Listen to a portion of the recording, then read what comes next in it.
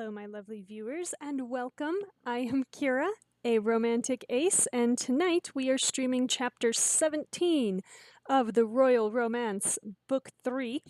If you haven't joined me before, welcome! I drink and I cuss. If you want to play the drinking game along with me, the rules are right here underneath the player over at twitch.tv/aromanticace for those of you watching the VOD. I myself have water, of which I'll be partaking tonight, but you know, it's about time for my sleeping pills, and that makes everything plenty exciting for everyone. Also, if you haven't joined me before, the story so far, so we are playing as Kira, a New York City waitress who was trafficked to the Western European country of Cordonia after we served the bachelor party of then Crown Prince Shamar. Now, when I say trafficked, what I mean is that we thought he was cute. We kidnapped him and took him to the Statue of Liberty because his friends who planned his bachelor party just did not want to do what he wanted to do, I guess. And then after that, one of his friends was like, hey, you know, he likes you, you like him. There's a competition to marry him back in Cordonia, because apparently that's how they choose their co-regent, is over the course of like a few months of just dating everyone bachelor style and then choosing your co-regent from that person who will have real political power in your country. This does not seem like a stable way to maintain your government, but here we are. So, you know, we dropped everything on an hour's notice and flew off to Cordonia, a country that we had never heard of and appears to be about 5 acres apart or across. And, you know, book one was all the things you might expect from a royal romance. You had your masquerade balls and your fancy tea parties and your derbies and your fox hunting and sexual assault. That one was fun. Guy just walked into our room while we were half naked and started trying to kiss us. And that came back to bite us at the end of book one when someone released photos of the illicit encounter, which was clearly our fault and not the man's, who was, you know, trying to put his hands all over us. So book two was spent trying to clear our name, find the guy who walked in on us. Turns out he was just as much in the dark as we were about the whole situation, and the whole thing had been set up, puppet strings pulled from way behind the scenes by King Father Constantine, who for some reason decided that this New York City waitress might not be a great candidate to run a country. You know, with no prior political experience or training that the game has ever made clear. You know, we're just a good person. But to be fair, Cordonia doesn't have very many good people in it, so I feel like that's qualification enough. And at the end of book two, we finally got our name cleared and we're finally engaged to our prince, and everything was coming up roses. And I wish I was kidding. Ninjas jumped out of the wall and tried to kill us at the end. Drake took a bullet for us. I regret to inform my lovely viewers that he is, in fact, still alive.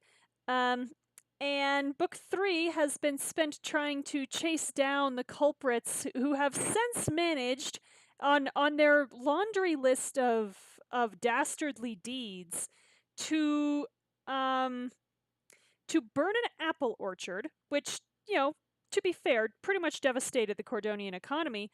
Although I feel like you shouldn't be putting all your apples in one basket like that. Flood an art gallery without destroying any of the art. And bomb the palace and kill the king father. So they're all over the board, and it turns out that one of the masterminds behind the whole plan is Olivia's aunt Lucretia, who was played as so obviously evil from the get-go, it was kind of painful. But her accomplice, the sleeper agent, was our former press secretary, Justin. Oh my goodness, who could have seen this coming? The dude who wanted to be in our ear all the time, like a creep. Yeah. Okay, anyway, he's on the run. Lucretia's in custody. Olivia's cooperating. And I guess we're finally getting married. We've had our bachelorette party and everything, so we are now flying back to Cordonia to, I guess, plan our wedding in like a day. So, With that, the stinger for chapter 17 says it's time to plan your wedding. Can you design the wedding of your dreams and outwit your enemies? Because planning a wedding isn't stressful enough already? Let's find out. Turn my sound on. Whoop.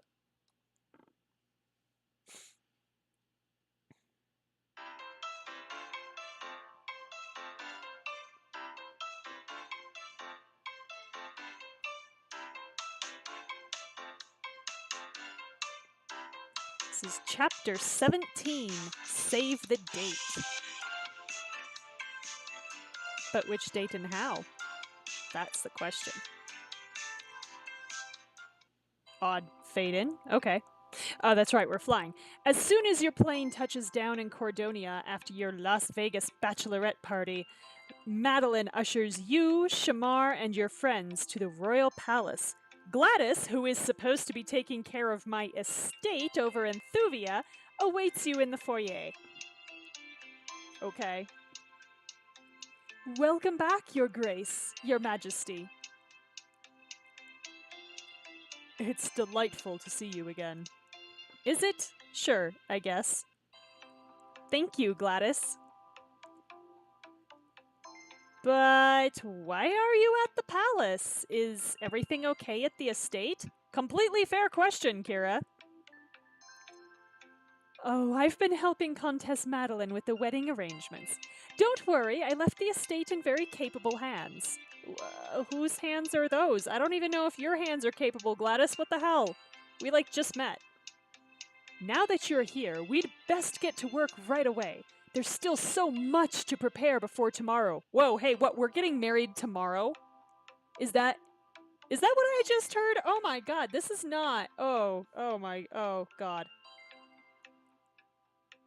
Yes, have you confirmed the setup time with the orchestra and ordered extra cocktail napkins for the reception? Completed this morning. Okay. Finally, someone around here has risen to my level. Oh my god, Madeline, you literally just put yourself on a level with a servant. That's what just happened. Madeline. Oh, can I rub this in her face? I kind of want to rub it in her face. No, boo. Okay. Do you need any help? Oh, leave the details to me and Gladys. I have enough on my plate making sure you're not marrying Shamar in a burlap sack in the back alley of a pizza restaurant without your help. Wow. Hey, you know what? There's nothing wrong with a burlap sack in the back of a pizza restaurant. Come on. That's not what getting married is supposed to be about. Just saying. What you should be concerning yourself with is the bigger picture. What's that supposed to mean? That's a damn good question, Maxwell. The public would like a glimpse into the wedding planning process, so I've arranged a press opportunity for this afternoon. Oh god, well, just because the public would like a glimpse doesn't mean they get one. What kind of press opportunity? A photo op at a bridal boutique in the city. I booked it out for the afternoon so the press can observe Kira's planning. Oh yeah, just what I want, to be trying on dress after dress after dress in front of a bunch of cameras. Y'all, this is a bad idea. But first, we need to make sure you're dressed appropriately. Yeah, well, I'm gonna be in my little black dress, so sorry about that. Well, then our first stop must be the boutique. How very astute. We're genre savvy. You turn toward the hallway that leads to the boutique, but your path is blocked by a few palace workers carrying a massive oak table. Holy shit, those are heavy. Told you I cuss. Hold on! I'm losing my grip! Then hurry up and adjust. We don't have all day. Atta girl. As the man hefts the table onto his arm, it begins tipping toward the floor. Oh shit. Ah!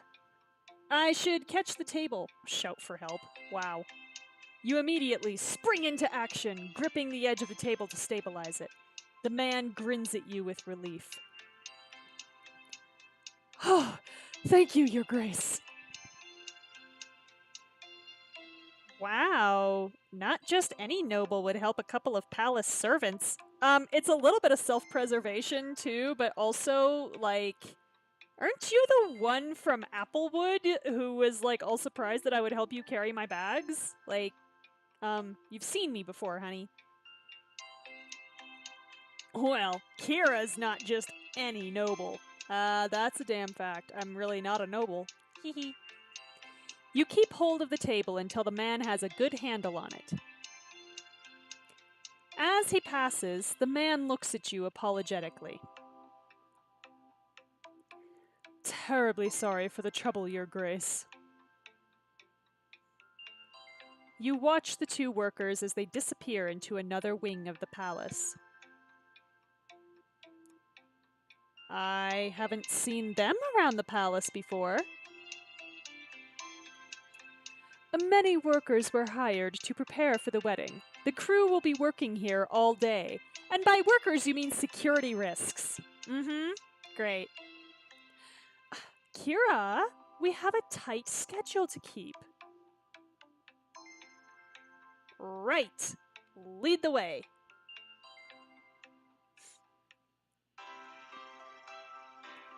You follow Madeline to the boutique and spot a garment bag hanging on the dressing room door.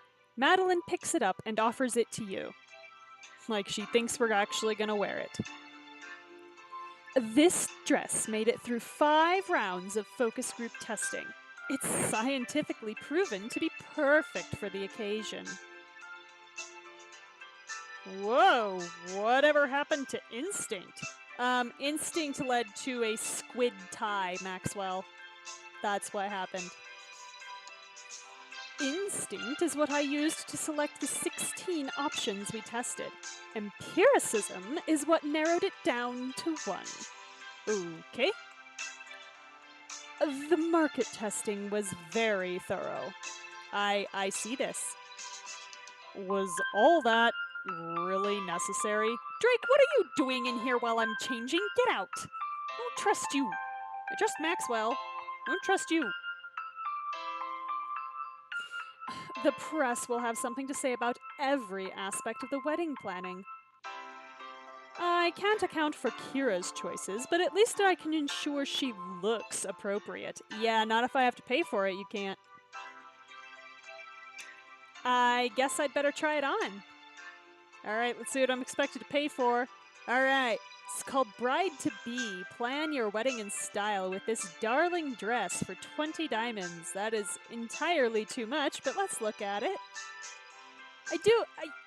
I gotta admit, I love the color, that dark purple, like, y'all know me, I love my purple. And the flowers are cute, and, you know, this cut hides the fact that our hips are so goddamn tiny that we'd fall over.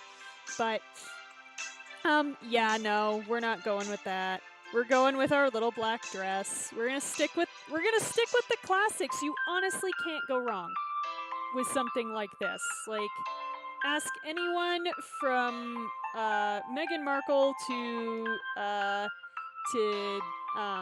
Duchess Catherine. I suppose she is Duchess Meghan now. Duchess Meghan, Duchess Catherine, Jackie O, any of those people. Like, you cannot go wrong with this. But she's gonna poo-poo us anyway, and I don't care. The little black dress is more tried and tested than any other garment. I think it'll do just fine. The press will love you no matter what you're wearing, because you're you. I mean, I'd ask what you're doing here, Shamar, but you've already seen me naked several times, so... Hey, baby. If you insist on wasting hours of my exceedingly valuable time, that's your business. Yes, it is. Because I don't know who's paying you, but it's evidently not me. Now that your dress is taken care of, we have an appointment to get to.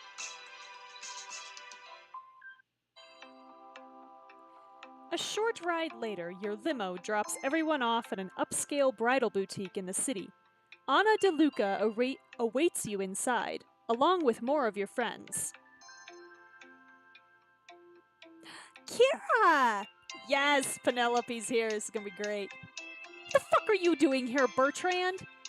Ah, the woman of the hour has arrived. Go away. I don't want you here. Get out. We'll have you removed by force. You smile at Bertrand and see that he holds Barty in his lap. No, take Barty back to his mother and get out. I want Savannah here, not you. Ah! I can't make baby noises, and it's very clear that the writers don't know what babies sound like anyway, so happy baby noise. Salut! Duchess Kira, welcome, welcome. Thank you, Anna. The hell is this gonna be like?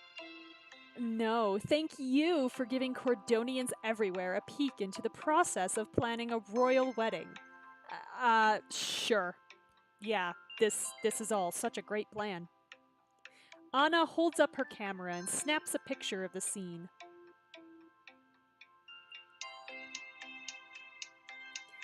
Of course, and with quite an audience. Isn't it so wonderful how many people wanted to come support Kira today? I feel so honored to be included in all of this. Yeah, considering you had a hand in our downfall, yeah. Merlin and Morgana are happy to be here. Where's Oliver? Roof! And Barty makes a happy baby noise. Yes, it's quite an honor to watch Kira pick out china patterns. I've never felt so important in my life. Thanks, Olivia. Fuck you too. Well, shall we get to planning? You and Shamar take a seat near Madeline, who opens an enormous pink binder. Yeah, are we like not doing dresses today? Because that is fine by me. Let's begin with the bridal party.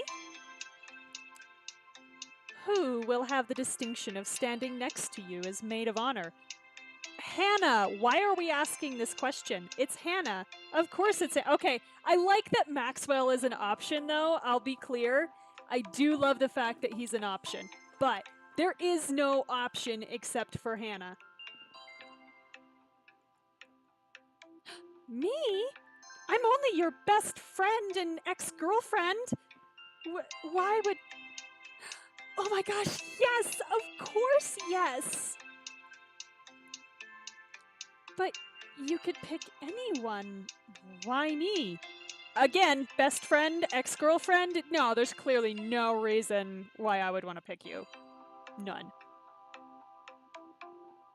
Hannah, I'm picking you because we can say you're my best friend in the world, I trust you to enforce my bridal will, or you'll look lovely next to me and Shamar without upstaging the bride. Oh my god, take a drink. God, Kira.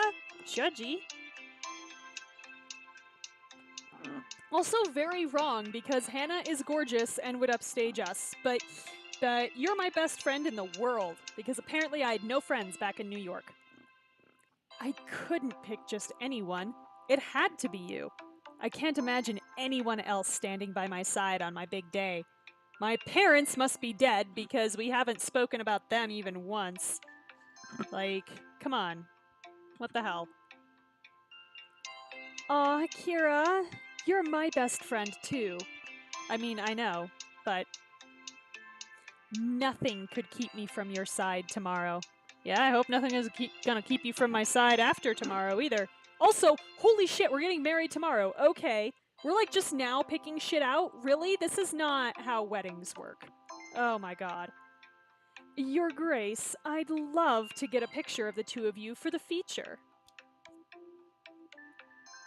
Oh, of course.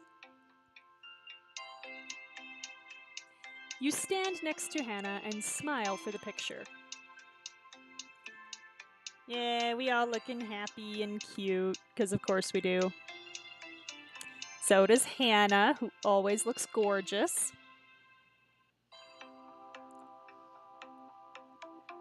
Perfection. Okay, I'm glad you're happy. And Shamar, what about you? Who would you like to have as your attendant? It had better be Drake. Okay. We're not getting there yet. Drake, you're my best friend. I owe you so much. I wouldn't be the man I am today without your friendship. Will you be my best man? Yes. Yes. I like the little emotional speech too. I think that's cute. Me? Don't you want one of your fancy noble friends to do it? He literally just told you why he's picking you, Drake. What the hell? I'll look out of place up there with all the pomp and circumstance of a royal wedding. I don't want to embarrass you or Cordonia. Oh, shut up. Put on your tux and just stand there. That's all you have to do. God. Drake, I would never be embarrassed by anything you do. Oh, don't tell him that. He'll see that as a challenge.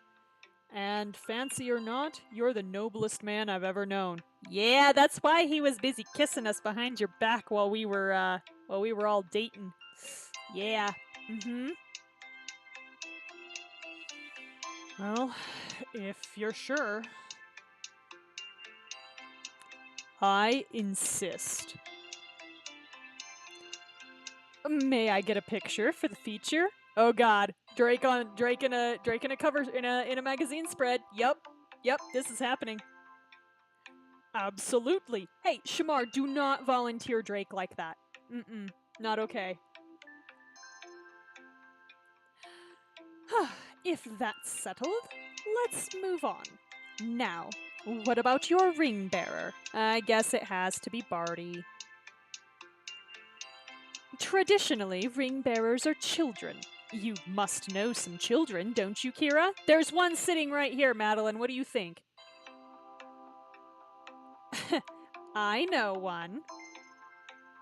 Yeah, Barty. Yeah? Yeah, what a interested baby noise. Barty? People have, like, infants for ring bearers on a not infrequent basis. It just means that one of the parents walks down the aisle with the kid and everybody goes, "Aw, look at the cute little kid." Like, that's how that works. Is he old enough to walk on his own? You're all acting like you've never seen this done before. What the hell? I mean, they probably haven't. They're nobility, but... Well, I see no reason why his mother couldn't carry him down the aisle. Yes, Madeline, thank you. I want Savannah, not Bertrand. Barty would be happy to carry the rings, and I'm certain Savannah would be happy to carry him if you so choose. Yes, stay out of it, Bertrand. Also, let's have Savannah decide, please. Yeah, Barty doesn't know what's going on. He's excited about something. I don't know. Oh, that would be so cute. Well, there is another choice for you to consider. What other choice? Historically, many nobles and royals have opted to include Cordonian children as ring bearers and flower girls. Indeed. It's a sign of commitment to the common people. Well, we'll have to have a Cordonian girl as the ring bearer, and Barty is only half nobility, so I see no problem with this. Y'all making a non-issue. Okay, those options are both pretty cute, but I think you're missing the cutest option of all. Oliver! Oh my god, yes, no, it has to be Oliver. It has to be. Oh god, yes. Yay, he's here! Woof! Yes, I'm sorry, Barty. You're off the hook. It has to be Oliver.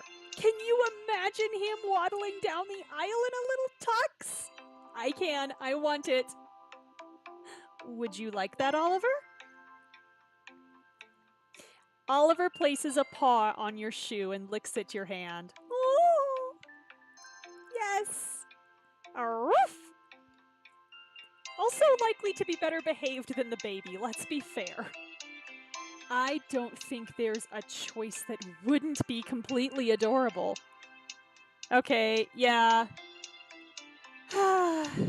it's gotta be Oliver. I'm sorry. Also, ring bearers are traditionally male. I'm interested that they're giving us a female option. Cause yeah, that if I don't know who they're gonna have me try to pick as the flower girl, but yeah, no, it's gotta be Oliver. You're right, Maxwell. He'll be the cutest thing in the world. Woof! I mean, I paid those diamonds for him. I better use them in any scene I got him. The Cordonian people are going to go wild for the little guy. I think this will be a first in Cordonian history. A dog walking down the aisle. Yes! History making! What can I say? Oliver and I are trailblazers. Hell yeah, we are. He's a rescue dog too, y'all. This is such good press. Roof!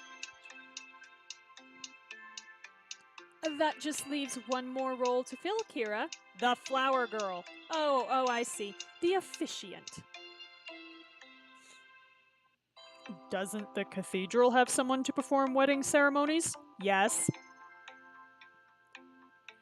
The ceremony will take place in the Bocina Cathedral per Cordonian tradition, but the customary officiant would have been... Ooh, the King Father. My father. Ooh, ouch. Okay. Oh,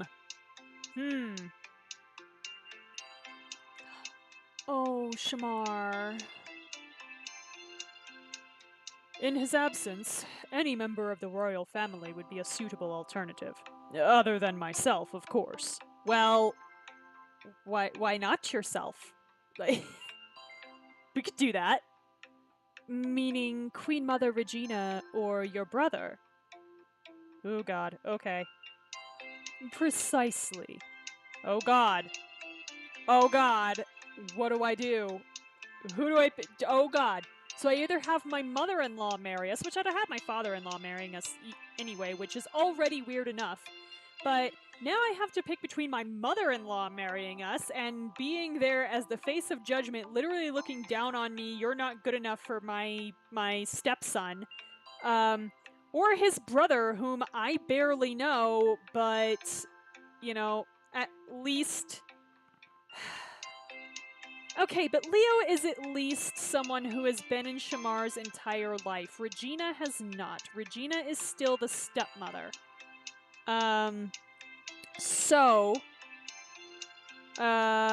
I think with that it has to be Leo, because, yeah, he's like the last tie to his father. It is kind of patriarchal, though. I think I'm still gonna go with Leo because of the family connection. I still think that's the better option as far as, like, sentimentality goes, so... Plus, like, let's not have Regina pressured to fill her, you know, newly dead husband's shoes when we've seen that she is still struggling a bit. Like, I feel like we should be discussing this with everybody. Frankly, this should not be a me in a parlor decision, but okay, Shamar's brother. He'll add a bit of humor and levity to the ceremony. I think we could all use that right now. That's your reason? I just gave you all these wonderful sentimental reasons and you go with humor. Okay, Kira, whatever. I'm sure he'd say the same. Well, that's all the roles, because I guess we're not having a flower girl. What do you think, Shamar? I think it'll be marvelous, my love. Aww. Is there anything that you would like to add to the arrangements, Your Majesty? Nothing that I can think of. Kira's happiness is all I care about. Yeah, how about a security detail? Can we do that? Are you sure you don't need a mountain of baklava? You used to crave that stuff at every party. I'm sure. The only thing I need is Kira. Okay, but like, she asked if you're something you want to add. So, like, is there something you want to add? Like, an open bar or a karaoke machine or I don't know, ice sculptures? What, man? This is supposed to be, according to the whole, like, um, traditional Western structure, this is supposed to be a once in a lifetime thing. So, what the hell? You turn to Madeline. Anything else on the docket today? For you, not for the moment.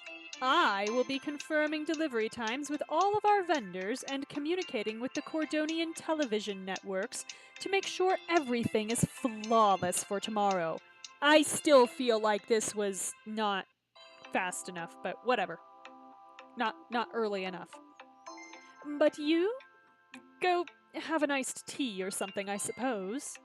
Okay, I guess we're being ejected. Not even picking out my wedding dress? This is a bridal boutique after all. Oh, Anna is still putting the finishing touches on your dress. Whoa, wait, what? I don't even get to pick it? What? Anna's making my dress? Oh, wow. The DeLuca bridal line is extremely exclusive. Which reminds me. Madeline reaches into a large bag by her chair and pulls out a spool of lace. She offers it to Anna. The very finest lace Corona has to offer, as you requested. Okay. Excellent. Duchess Kira, your one-of-a-kind DeLuca gown will be ready for you tomorrow. Because this is not how this works. You've got to have fittings. You've got to have more than one fitting because it's never going to fit right on the first try, no matter how good your measurements are, no matter how good your dress form is. You're going to have to put it on her. You're going to have to make adjustments. You're going to have to figure out how the goddamn bustle works and how to get in and out of the thing and what shoes you're going to wear. You need to pick the shoes to go with the dress because if your heels are too tall, then the dress doesn't hit the floor. If your heels are too short, then it drags too much and you trip over it, and then you have a scene and a scandal. Oh my god. Oh my god. Okay, whatever. It's a fantasy. Oh, come on. Really? They're not going to show the screen of... Okay, well, just know that Kira says, wow, I can't wait to see it. Yeah, you kind of got a glimpse there. See you then. Your posse begins to filter out of the bridal boutique while Gladys and Madeline discuss the last few details. When you reach the door, Shamar fills the frame, holding you back. I was hoping to steal a minute of your time, while the press is still in earshot. You can't steal what I give you freely. Aww, cute. You lean in and give Shamar a tender peck on the lips. He returns the kiss, then pulls away smiling. Hey, we're getting married tomorrow. So we are, apparently. Yeah, we are. Nobody told me until yesterday that the wedding was tomorrow. And actually, they didn't even say that. They just said we had to plan our wedding. I didn't get told we were getting married tomorrow until today. So, this is all very badly planned. I can't believe this, we can say, is really happening or took so long. I can't believe it's actually happening, because what the hell? It's finally here. Everything we've wanted and fought for. This is just the beginning, honey. There's a lifetime of wanting and fighting ahead of you. Yeah. It feels like a fairy tale coming true before our eyes.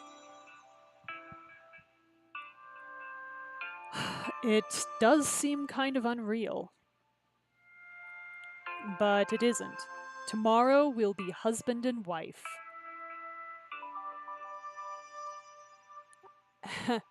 I just can't wait for you to officially be mine. See, I'm trying not to split the infinitive, and here she goes.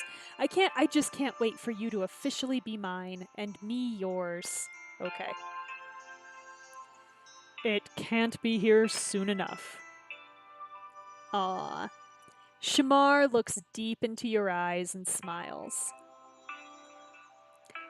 I was thinking, now that you've chosen the officiant, how do you want to be pronounced? As queen? Pronounced? I was picturing Kira? The pronouncement is the part where the officiant says, I now pronounce you, and then I get to kiss the bride. Oh, they should say, I now pronounce you, so we can say joined in marriage, partners for life, or husband and wife. I do like the option. I like that they're giving us an option. I do want to stay away from husband and wife. It's a little too patriarchal for my taste. Joined in marriage, kind of the same way. I like partners for life. It's perfect. Of course it is. What else were you gonna say? I'll make sure Leo gets the message. You're the best. Are we gonna have like an assassination attempt at our wedding? Is that coming? Don't answer that in the chat. You know, we've done so much planning today, but we still haven't picked out one of the most important things. Our wedding cake. Hell yeah! Cake testing time! If everyone in Cordonia is going to be admiring it, I want it to be as spectacular as you desire. Yeah, don't you dare put any of that fondant shit on there. I hate the taste of fondant. It looks gorgeous, but it tastes awful. I'm so sorry to all the cake decorators out there. Okay, you do gorgeous, gorgeous work, but it doesn't taste good, and that's the point of a cake. I'm sorry. I'm sorry. I'm not sorry. I stand by this. If you're hungry, Shamar, you can just tell me. He's hungry for cake. Yum yum. It's not quite about the cake. Not entirely. It's a chance to get you to spend diamonds. It's also a chance to give the woman I love the perfect wedding. And to spend some time alone with her. Ulterior motives, I like it. If you'd like to pick out a cake, just say the word and I'll arrange it with the royal baker. Oh ho ho, yay! This is your chance to enjoy some romantic cake tasting with Shamar, and to choose your wedding cake. Dude, I'm here for the cake, okay? I know that's an in-joke with my fellow aces is the cake, and there's a whole story behind it that you can find on AVEN, the Asexuality or the Asexual Visibility Network. Asexual Visibility and Education Network. That basically it explains why when someone comes out, and usually when they join AVEN, somebody comes in and like quote unquote gives them cake, and cake emoji. But but yeah, there's also a lot of people use that as an analogy for explaining asexuality. Some people like cake, some people don't like cake. Being asexual is like not liking cake, which some people find a little infantilizing, and I understand that, because it is a little bit deeper than just like a preference. It kind of does it as like a preference, which isn't quite fair, because like we don't prefer to be asexual, we just are asexual or aspec. So anyway, I'm reading too much into this scene that's just supposed to be about kissing a prince. So we are going to have a romantic cake tasting session with Shamar. Sure. Cake and some more time with you? How could I refuse? I was hoping you'd say that. There's a lovely penthouse over the boutique, this boutique that you two excuse me, that you two are welcome to use for the testing, whatever. Shamar steps away to call the royal baker. Just bake a bunch of cakes for us, like right now. You're lucky to have such a thoughtful fiancé, Your Grace. Sure. I know. If I'd known an impromptu cake tasting was in the cards, I would have planned something for him, too. Oh, I guess we'll just have to make it up to him, won't we? Ugh. I hope not. I hope we don't turn this into, like, we feel obligated to have sex with him because he gave us cake. While you and Shamar are enjoying your cakes, I might be able to help with that. Oh, good. Gladys is going to save us. Okay, cool. Go! Enjoy your cake. I'll make a few phone calls. Oh dear, what is Gladys going to plan, I wonder? This could get interesting. A few minutes later, Shamar escorts you upstairs to a sunlit suite with a view of the royal palace. And it is very pretty. But like I said, Cordonia is only about 5 acres, so, you know, it's pretty easy to have a view of the royal palace. This place has an even better view of the city than the palace does. Ooh, burn! No matter how much time you spend here, the capital is always full of surprises. When you turn away from the breathtaking view, you see a tray of magnificent cake samples laid out for 2.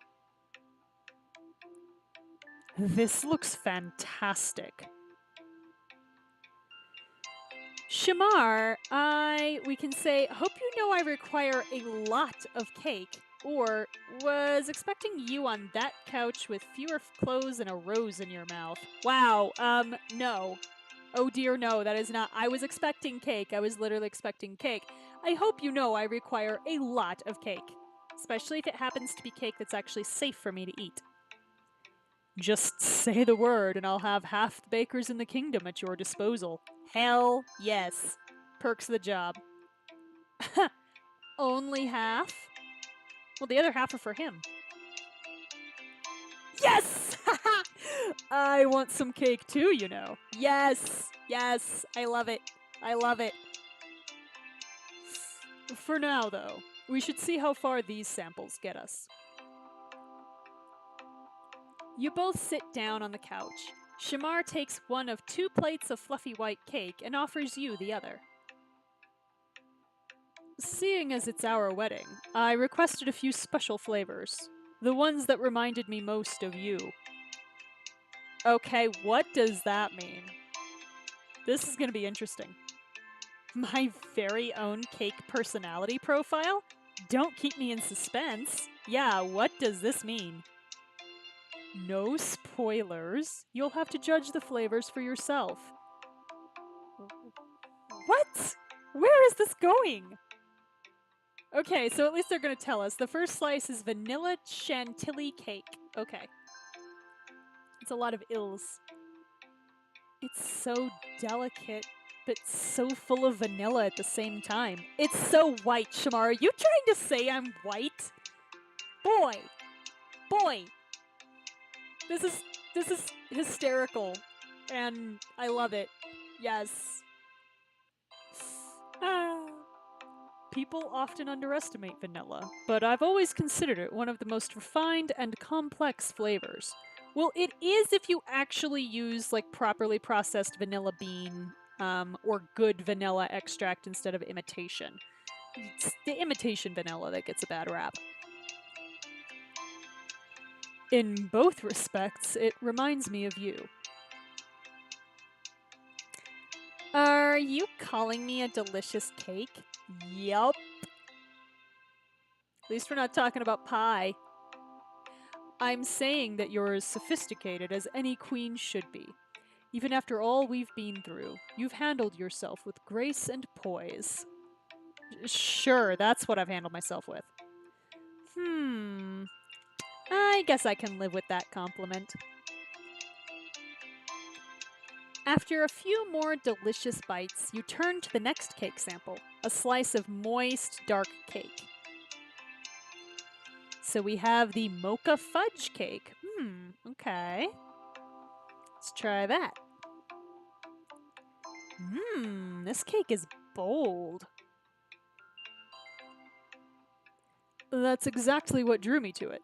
The flavors are strong, daring, even a little sensual. Yum. Hey, we can say only a little sensual, or I like a cake that's as bold as me. No, I am only a little sensual. I like, the kissing and the hugging, and I'll sex it up if I have to. But, I like a cake that's as bold as me. I had a feeling you'd appreciate it. Looks like we're down to the last slice. So what is this? This is sweetened Cordonian ruby cake. Apple flavored cake. Okay, this I don't see ending well, but sure. Let me guess. This one's a Cordonian classic. It's true, though that's not why I picked it. I wanted one of our cake choices to be something as surprising as you. Much like the Cordonian ruby that flavors it, there's more to this cake than meets the eye. What? What? As Shamar offers you a plate, your fingers brush against his and you notice a mischievous look in his eye. Oh my god, what did you do? We can eat my slice flirtatiously, ask Shamar to feed the cake to me, or feed the cake to Shamar. Well, we've each got a slice, so what the hell? At least I assume. But, I don't know. Let's be a little selfish. Let's have him feed it to us. Ask Shamar to feed the cake to me. Would you feed this one to me? Yeah, we know what we're doing. Of course. I'm always happy to oblige my queen. Yeah, you are. Shamar cuts a piece of cake and gently offers it to you on his fork. You bite into a sweet cake with tart, fruity undertones. Thank you, Your Majesty. Yeah, we're gonna be that couple. Oh my god. You know, traditionally, Cordonia's kings or queens didn't serve cakes at their weddings. They would carve their initials into a Cordonian ruby and share it together. Interesting. Kinda like it. I'm starting to think that inventing Apple-related activities is a national pastime. Wow. You're just now catching on to that, Kira? I couldn't tell you who invented that one. But thankfully, modern monarchs have adopted the cake-serving tradition as well. Well, yes, because everyone likes cake. Except for people who don't like cake. But a lot of people like cake. He considers the remnants of your cake slices, his expression growing thoughtful. As king and queen, we'll be expected to follow many traditions, most of them more demanding than our choice of wedding cake. But part of ruling is also having the power to change them. Hell yeah, that's why I have a corgi as my ring bearer. Shamar, we can say, don't worry, I can appreciate a good tradition. We'll just keep the fun ones. Or, I only abide by traditions that grant me fancy hats. There is like a real thread through all three of these books of us being really interested in fancy hats for some reason, and I don't understand why. I don't think we've actually ever worn a fancy hat. So there might have been an option for one in the derby outfit, but I'm pretty sure I didn't buy that. So yeah, don't worry, I can appreciate a good tradition. Excuse me.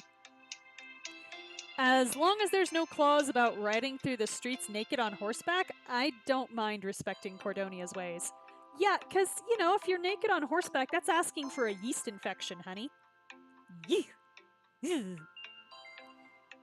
Don't worry. My great-grandfather abolished that one over a century ago. Wait, what? Please be kidding. Please be kidding. Please tell me you're messing with me. Joke about Cordonian history? I would never. No, seriously, please tell me you're joking. Because otherwise I'll probably say this out loud. But horse riding traditions aside, I'm glad you feel that way. What? Were you seriously not kidding? Oh God. I think it's important to honor the best parts of our history, as long as we don't repeat the mistakes of the past. But enough philosophizing. You still haven't told me which cake you liked best. Did you have a favorite? Honestly, they all had their own appeal. I'm happy with whichever cake makes you happiest. Oh my God, have a fucking opinion, dude. Seriously, I know what they're doing. They're trying to make it so that we have to make the choice, but have an opinion. It's your wedding too. I like the mocha. I'm not even gonna like him and haw over this. I like the mocha. Give me chocolate cake at my wedding. A bold and beautiful cake. What a wonderful way to celebrate our marriage. I can't wait to share it with all of our friends at the wedding. Neither can I. Although I assume it's not just going to be, slices on plates. Of course not. We get to pick the style, too. He reaches over to one of the side tables and picks up a set of pictures. So we can look at the royal decorations. Well, this would definitely fit in at a royal wedding. You know, it reminds me of some photos I've seen from my father and mother's wedding. They had a cake much like this one. Even though neither of them can be with us, it could be nice to tie part of our wedding to theirs. There was one other style the baker suggested. And so these are the fairy tale decorations. Okay. There's something fantastically beautiful about the colors. Well, I don't know what our, bridal party colors are, because that's not something that we picked. I assume because that would have been too complicated for the game, but oh my God. Not to mention the castle. Nothing says whimsy like half a dozen towers. Okay, sure. If we ever decide to expand the palace, I might have to use this as inspiration. So, did you see anything here that you like? Besides the handsome king sitting next to me? Oh, we're laying it on thick, y'all. Besides him. Alright, I do like the idea of giving the nod to particularly Shamar's mother, since, he kept talking about his dead mother all the time. But also with King Constantine so recently dead, I like the idea of tying it back to their wedding. So we're going with the royal decorations. It means a lot to my fiancé, and it's covered in flowers and gold. This one's the obvious choice.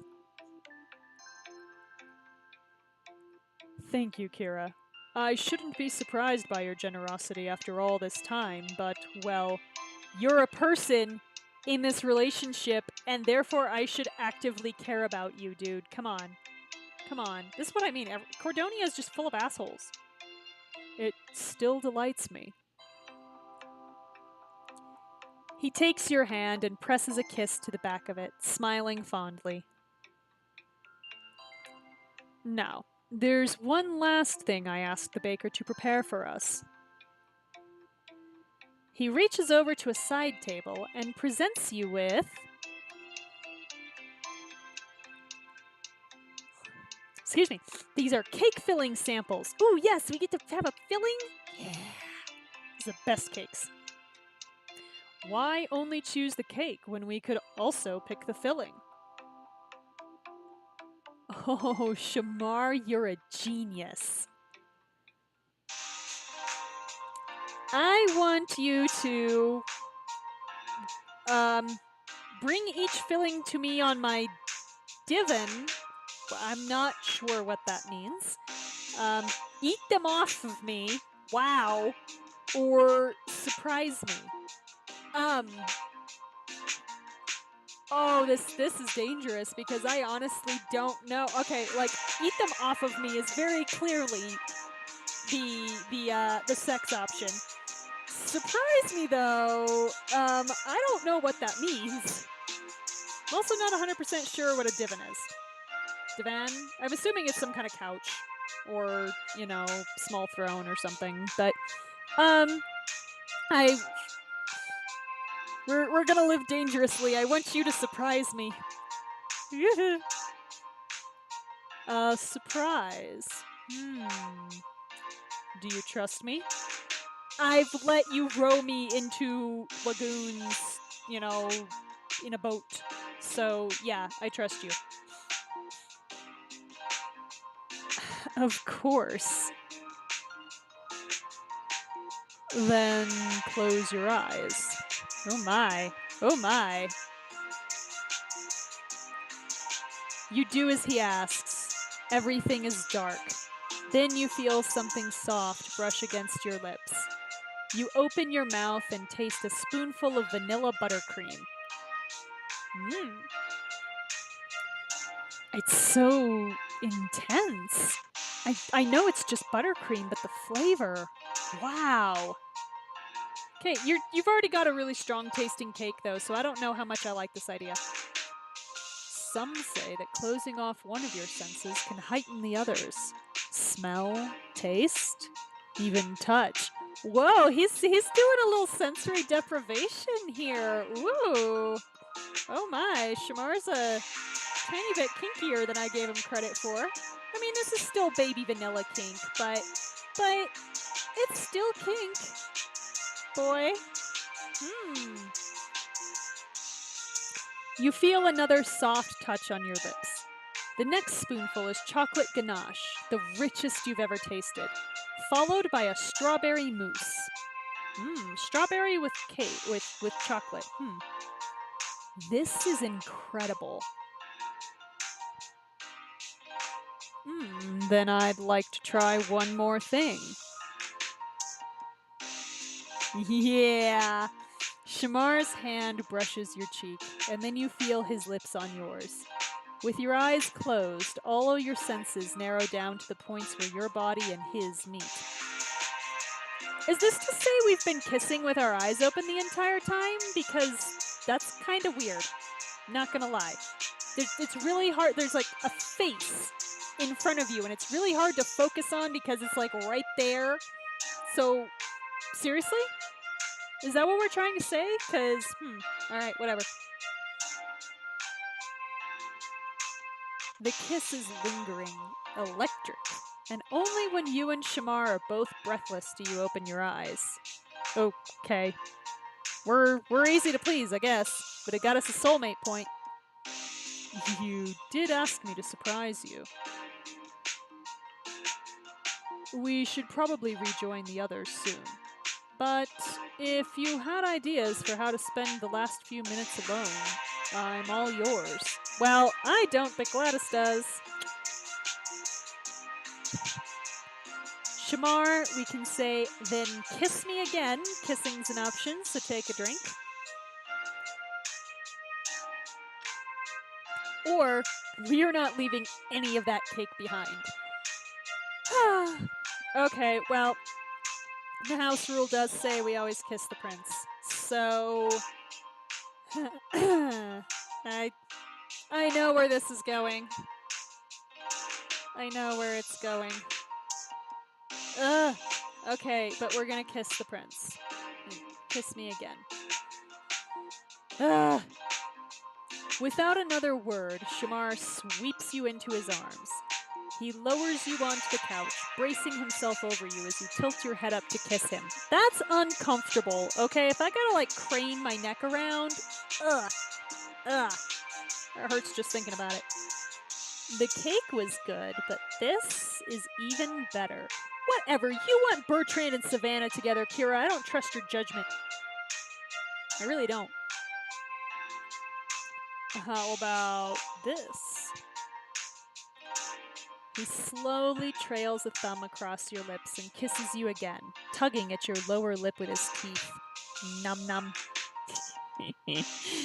You grab the fabric of Shamar's shirt to pull him closer, drawing an approving groan from him.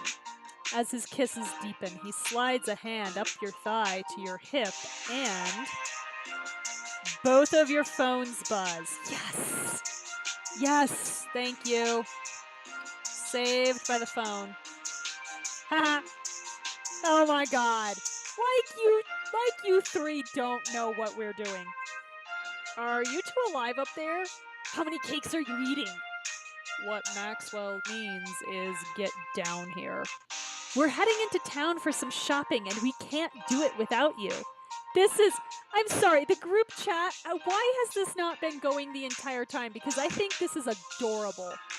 This is like my new favorite part, is these little group chats. Because, like, look at this. Look at this. Maxwell, so casual that he's like, are you two, you know, the number 2 and like 2 question marks. Drake, no capitalization next to no punctuation, only what he absolutely needs. And Hannah, prim and proper, all the right capitalization, you know, the exclamation point at the end of the sentence. Like, this communicates their personalities so well. And I love it. I love it. I think this is great. We should have done this more often. Oh, I have to tap here to continue. If you aren't down in 5 minutes, I can't stop Maxwell from sending a rescue party. Oh god, Drake's warning us that the sock on the door ain't gonna work. Oh, bless you, Drake. Oh, Lord. Okay, we're coming. That's adorable, I'm sorry. I can't. Sounds like everyone else is about to hit the town. As much as I'd like to keep them waiting. Yes, please don't keep them waiting. We probably shouldn't. I don't want Maxwell busting down any doors. You smooth down your clothes and help Shamar straighten his shirt. Now you better check my hair because that's the thing that gives you away. It's your mussy hair. In the heat of the moment, I never asked you which filling you wanted. We should have, I like the strawberry mousse. The vanilla buttercream, yeah, chocolate ganache you're not going to taste because of the mocha, but I think the strawberry will go well. Strawberry mousse filling. I'm glad one of us was able to choose. They were all fantastic. Yeah, don't be making me make your decisions for you for the rest of our marriage, Shamar, because that's not how marriage works. Like, come on.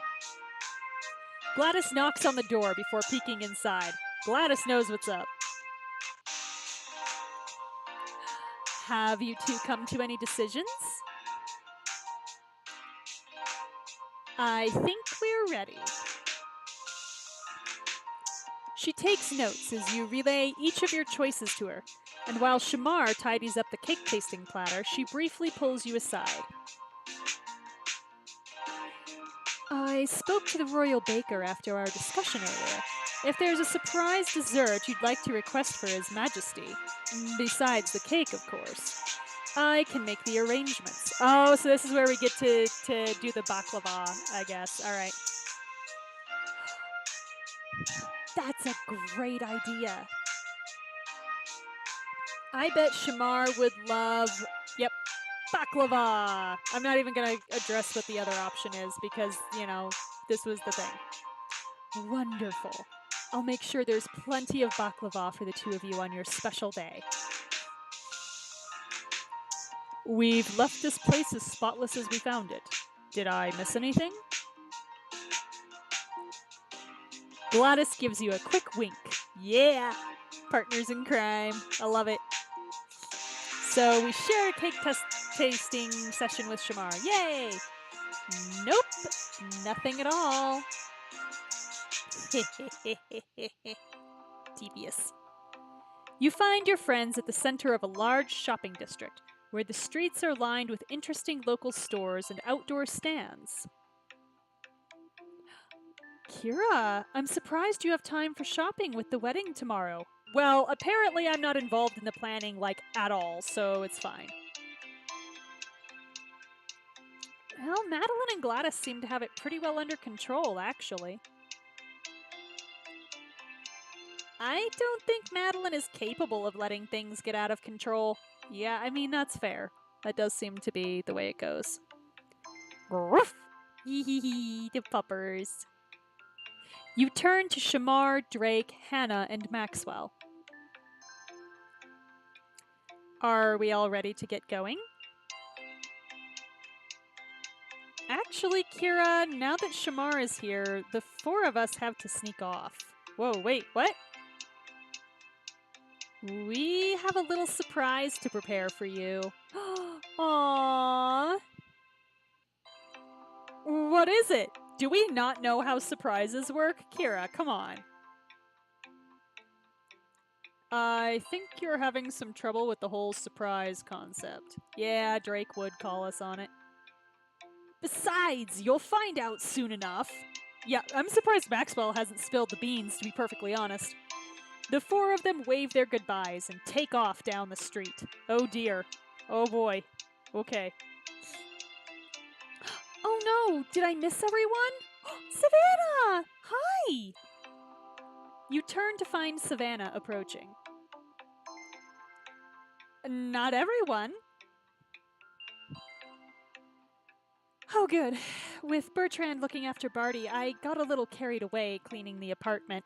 Oh god, we're doing the stereotype of, like, the mom who just wants to mom. Oh god, okay. But I didn't want to miss out on all the shopping fun. Hell yeah. Well. Savannah Walker in the flesh. Woo, Olivia, okay, you've got exactly one chance. If you sass poor little Savannah again, you are on your ass. I don't care what you've done for me. I don't care at all. Hello, Olivia. I'd heard you returned to court, but I thought it had to be a rumor since I hadn't seen you around. Wow, Olivia, I can't imagine why she might be avoiding you. Not a clue. Oui, I haven't run into you at any of the balls. To be honest, I've been avoiding all of you. Yeah, can't imagine why. Avoiding us? Why? Oh, you know, the whole having a child out of wedlock thing that seems to be such a sticking point for so many people with sticks up their asses. I thought it would be a scandal. Pah! If anyone gives you so much as a sideways glance, you tell me immediately. Oh god, Kiara has connections, y'all. She'll completely ruin their entire political reputation. Really? We're your friends, and this place is your home. See, I believe this from Kiara because remember, Savannah was taking French lessons from her before she got pregnant. So, yeah, I believe this from Kiara. Yeah, we've missed you. Wow, thank you both. You feel your phone buzz in your pocket and pull it out.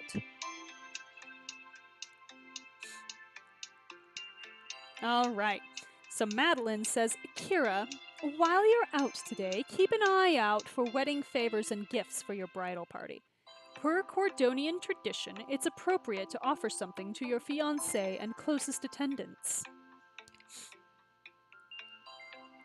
So we can say got it or any suggestions? No, we got it. We got this. I'll be on the lookout.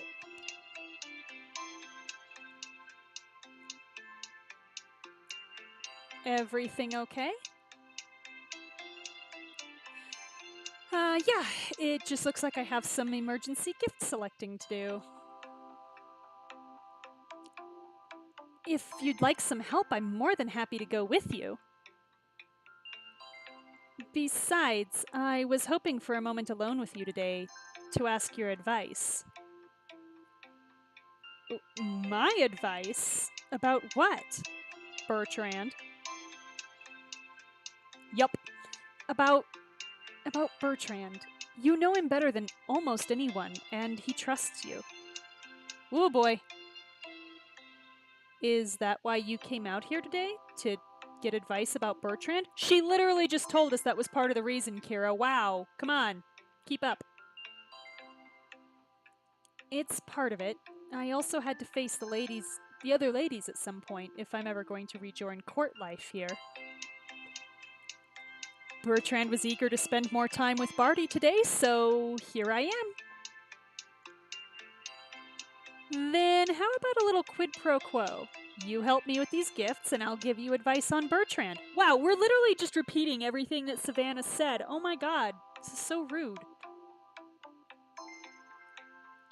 That sounds like a fair deal. I'm surprised we didn't have to pay for this, honestly. Your group starts walking down the sidewalk, window shopping as you pass storefronts full of stylish clothes and eclectic treasures. Anything I should know about picking out Cordonian wedding favors? Don't get them a broom. Usually, the bride selects something she knows everyone will like. Chocolates, cookies, something like that. I like the idea of consumables, something that doesn't have to they don't have to carry around all the time, when they move and stuff.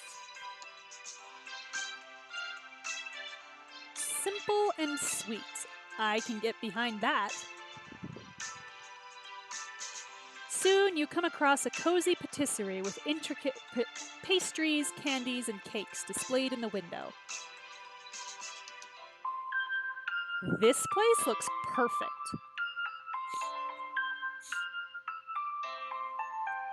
You step into the shop with the group. Penelope is immediately drawn to the chocolates lined across a case in the back. Look at these little bonbons! Each one is so pretty and detailed. I don't think anything can surpass the macaroons behind them, or beside them. Just look at the color! We're putting in the French word like it matters. Oh, God. Either one could work for the wedding favor.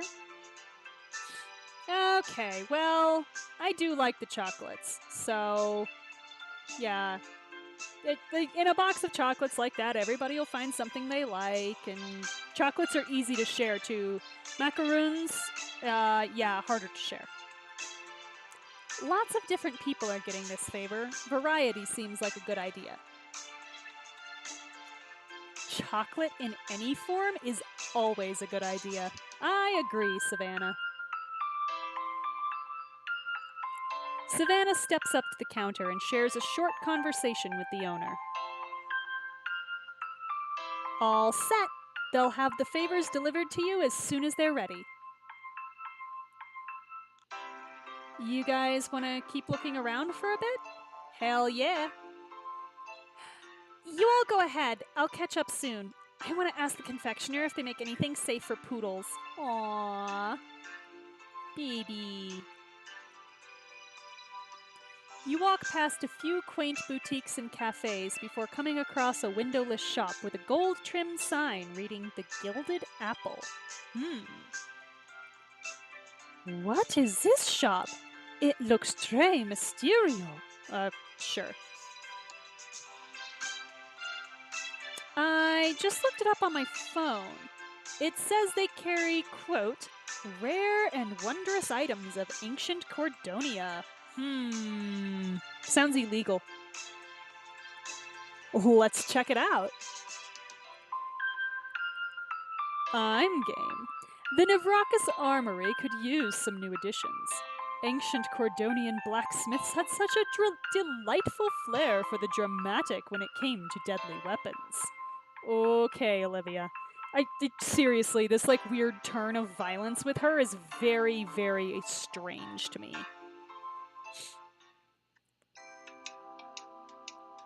You step inside the shop, where you discover shelf after shelf of unique treasures from across Cordonia. This is a very large shop that looks a very lot like a library. Just look at this place. I feel like I could get lost in here for hours. You move toward the shelves as Kiara and Olivia explore the back of the shop. Soon, your eyes are drawn to an old leather tome laid open across a delicate wooden stand. So we shall check out the historical tome. According to the placard, it's an old history book handwritten by scribes. Then I guess their hands got tired at some point because the back looks like it's just blank pages. I wish Shamar could see this. He'd really appreciate it. Especially so we can say rarity or blank chapter. I think he would like the blank chapter, actually. I thought most people wanted books because of the words. Maybe the scribes left those pages blank on purpose to show that Cordonia's story is far from over. See, that's what I figured this was going to be, so yeah. It's up to Shamar to write the next chapter. Symbolism! You know, Kira, many Cordonian brides don't stop at the favors. A lot of the time they pick out special thank you gifts for people who helped with the wedding. Yeah. Even their future spouse.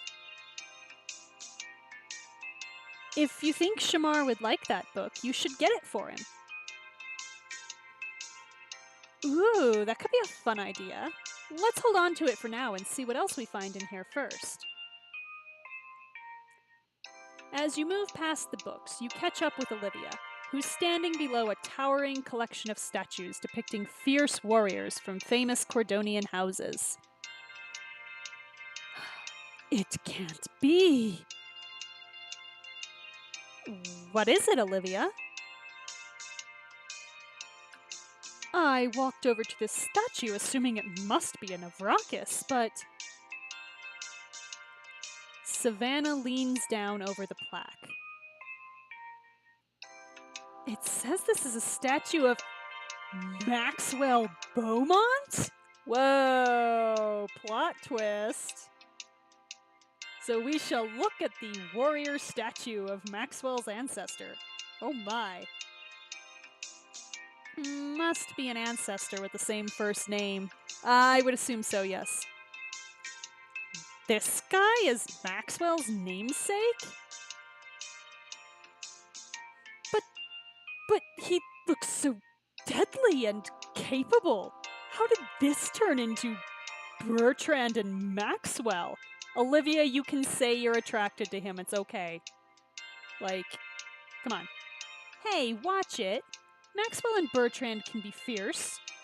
You know, in their own way. Oh, Maxwell would so get a kick out of this.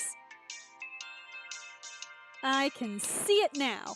We can say this statue installed at the center of the Beaumont foyer, or a half-drunken Maxwell with a ladder trying to open champagne with that spear. Yeah, no, it's the second one. It's definitely the second one. Half-drunk Maxwell trying to open that champagne with a spear.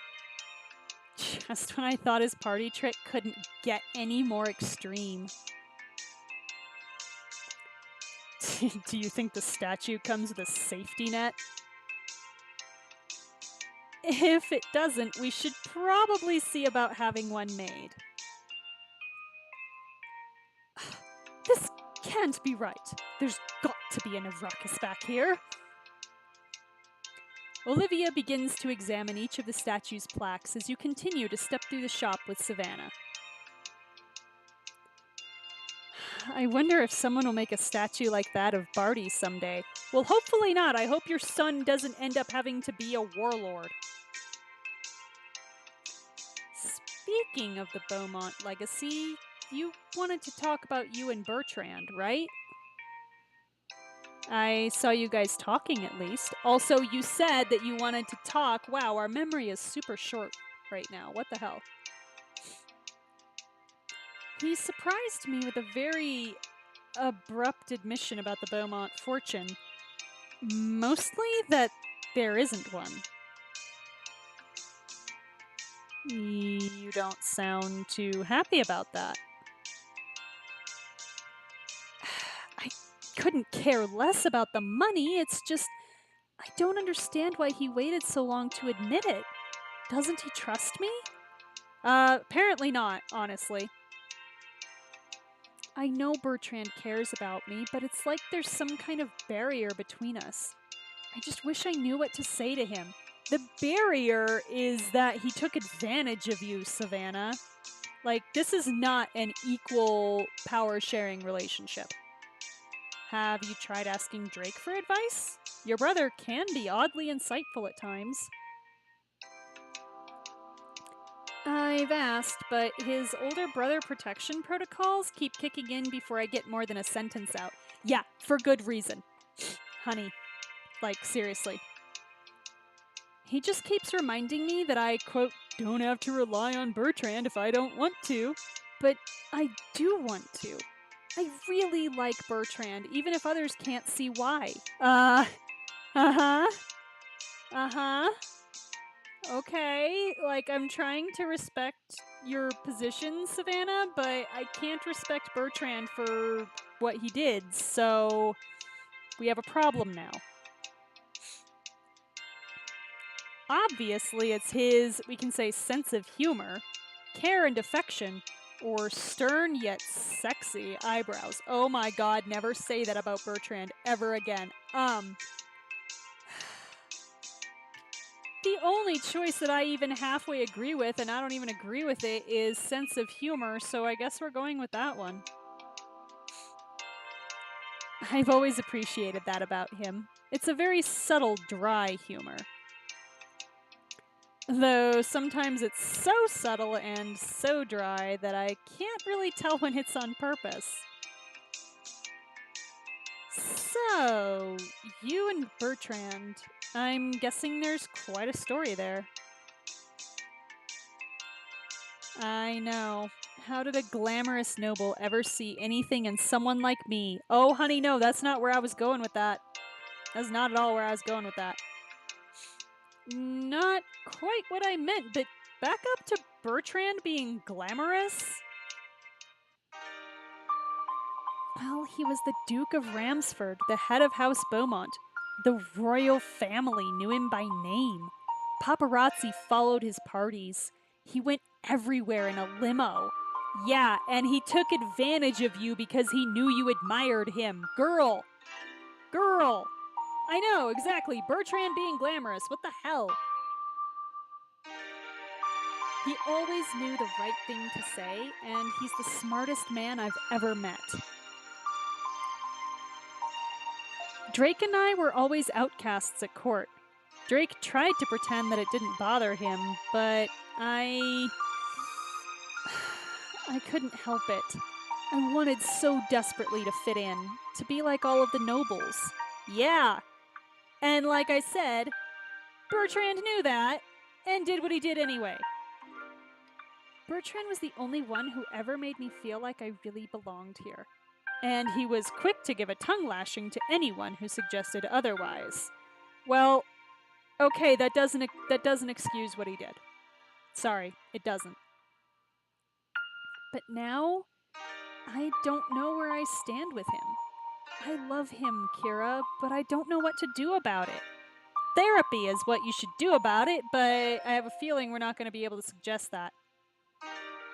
If I were you, I'd, we can say, be upfront about it, serenade him, or just sneak my stuff into his place while he slept until I'm basically living there. Wow, okay, that's creepy. Also serenade him? What? That's so weird. I want to tell her not to be with him because this is a bad situation for her, but I guess just be upfront about it. It's usually the way to approach this. Trust me, with Bertrand, you're gonna have to do all the talking. And you're gonna have to decide if that's what you actually want. Every time I try, everything just gets all muddled. Well, that doesn't mean you should stop trying. Yes, it does. If you can't even manage to, like, have a conversation with him, and this is supposed to be your partner, that's a problem. Like, once in a while people have trouble communicating and, all couples have fights, but this is a consistent thing now, and that's not good. That's not a good sign. If you love each other, you should be together. You shouldn't let anything stand in your way.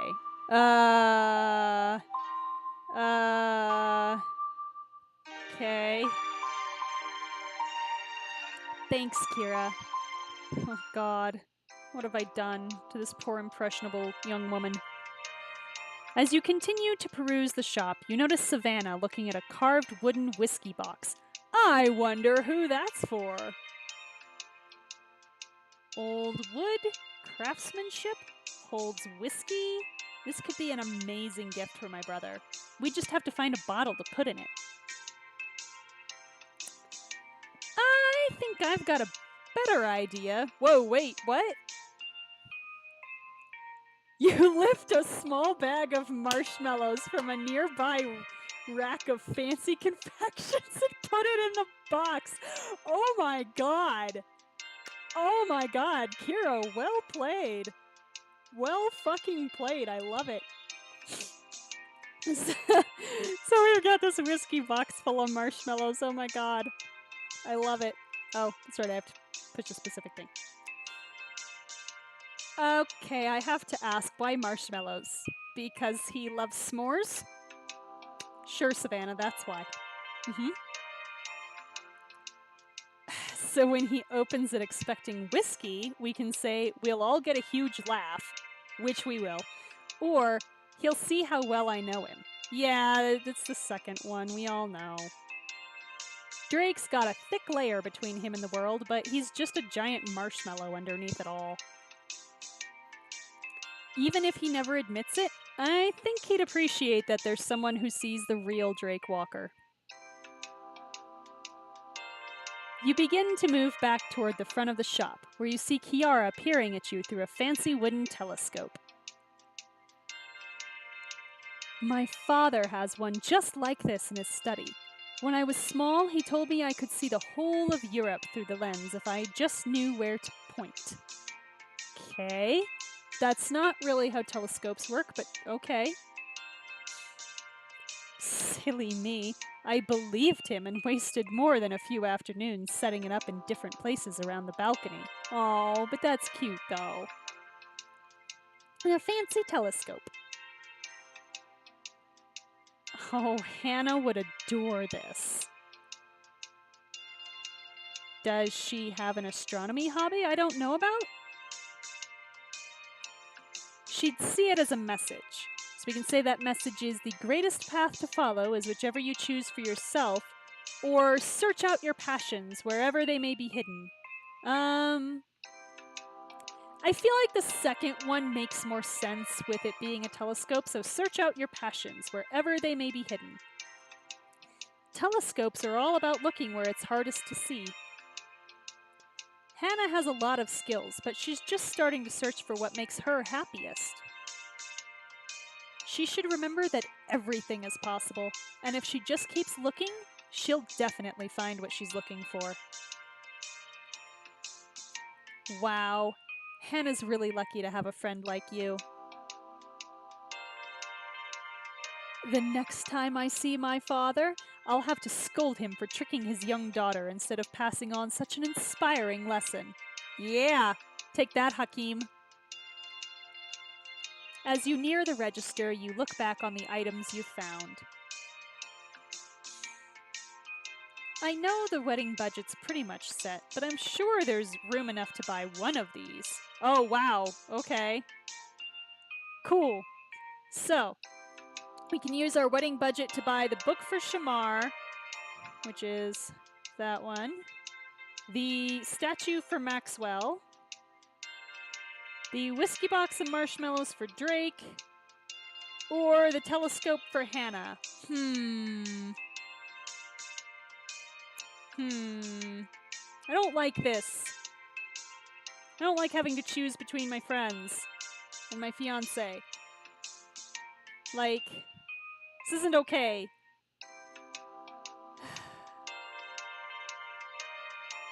I don't like it. Okay, I really... I think the whiskey box with the marshmallows is hysterical. I'm sorry. Like, the rest of this is all really sweet, and like, you know, Maxwell with the statue is also kind of hilarious, but I want his face. I want his face when he's like, marshmallows? What the fuck, Kira? And we can just be like, hey, I know you. So yeah, I think I'm going with the whiskey and the whiskey box and the marshmallows. Aw, he's gonna love it. This is right up his alley. It seems like a shame to leave the others behind. They felt so perfect for everyone. Well, there's nothing stopping you from buying them yourself if you want each of your friends to have something special. Ah, I see. I see your game. Each gift you buy will unlock a special scene with its recipient. Okay. Alright, so how much money are we spending here? So we have the book for Shamar for 12, the statue for Maxwell for 12, telescope for Hannah for 12, or what is this one? Oh, every gift I picked out for 30. So you save all of 6 diamonds doing it that way. Oh, what the hell? Let's go for the gusto. Every gift I picked out. What the hell? It's only money. They are all going to love these. I guess we just have a shit ton of money somehow, even though we were a waitress in New York City. The clerk carefully wraps each of your gifts for delivery. I wonder where everyone else got off to. You and the others walk back outside to the town square.